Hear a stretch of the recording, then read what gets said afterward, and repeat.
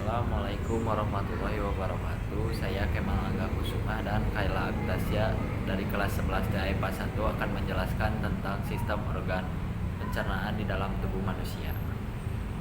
Nama saya Kaila Agtasya dari kelas 11 TIPA 1. Di sini saya akan menjelaskan sistem pencernaan. Sistem pencernaan adalah proses yang dilakukan oleh sistem organ pencernaan untuk mengolah makanan agar bisa diserap nutrisinya dan diubah menjadi energi. Organ utama yang menyusun sistem pencernaan manusia menurut fungsinya adalah mulut, kerongkongan, lambung, usus halus, usus besar, rektum, dan anus. Sistem pencernaan manusia dibagi menjadi dua, yaitu sistem mekanik dan sistem kimiawi. Yang pertama adalah sistem mekanik. Proses pencernaan ini dilakukan melalui gerakan-gerakan seperti mengunyah, memompa, dan menelan makanan agar mengubah makanan menjadi potongan-potongan yang lebih kecil agar lebih mudah diserap oleh enzim dan oleh tubuh. Sedangkan proses kimiawi merupakan proses pencernaan makanan yang dibantu oleh enzim. Tujuannya untuk mengubah potongan-potongan kecil makanan tersebut menjadi bentuk yang sudah siap diserap oleh tubuh. Berikut ini merupakan organ-organ penyusun sistem pencernaan manusia beserta fungsinya. Yang pertama adalah mulut. Mulut berfungsi sebagai proses masuknya makanan dan awal terjadinya proses sistem pencernaan pada manusia.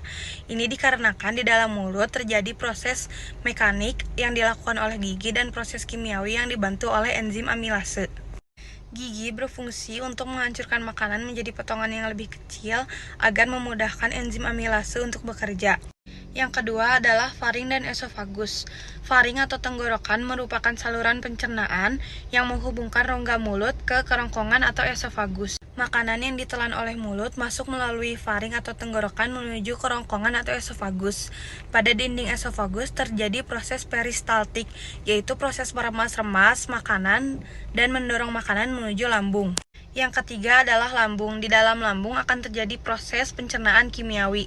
Makanan akan dicerna oleh enzim dalam getah lambung yang dihasilkan oleh sel kelenjar dinding lambung. Getah lambung itu sendiri terdiri dari pepsin dan asam klorid. Pankreas, hati, dan empedu. Hati adalah organ pelengkap dalam sistem pencernaan karena akan membentuk cairan empedu yang diperlukan dalam proses pencernaan lemak. Empedu tersebut lalu akan ditampung di kantung empedu sebelum digunakan di usus halus. Jadi kantung empedu fungsinya menyalurkan empedu ke usus halus. Kemudian hati berfungsi untuk menghasilkan empedu.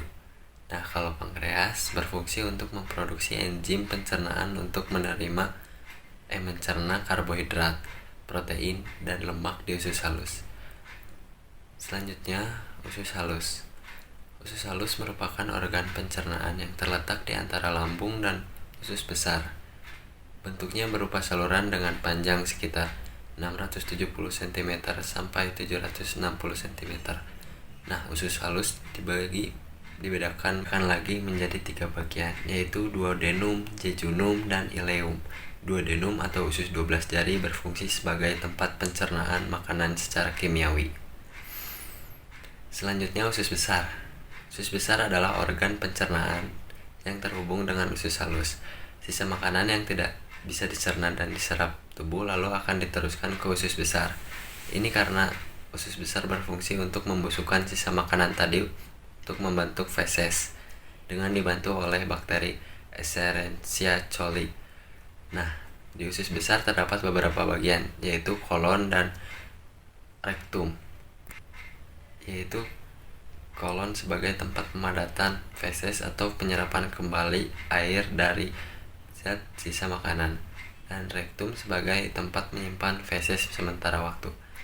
Nah, selanjutnya sampailah kita pada organ pencernaan manusia yang terakhir, yaitu anus. Anus berfungsi sebagai tempat pembuangan zat sisa makanan atau feses. Selanjutnya kita ke gangguan sistem pencernaan. Gangguan sistem pencernaan disebabkan oleh berbagai hal seperti bakteri pada makanan, stres, atau infeksi.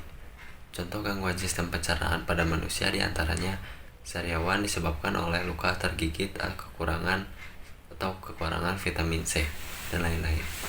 Dan selanjutnya konstipasi atau sembelit, kesukaran dalam proses defekasi, buang air besar.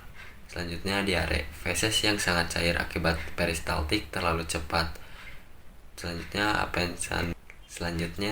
apendistis, radang usus buntu. Selanjutnya peritonitis, infeksi pada rongga perut, dan sirosis radang pada hati. Mungkin itu saja yang dapat kita berdua sampaikan. Mohon maaf apabila ada kekurangan.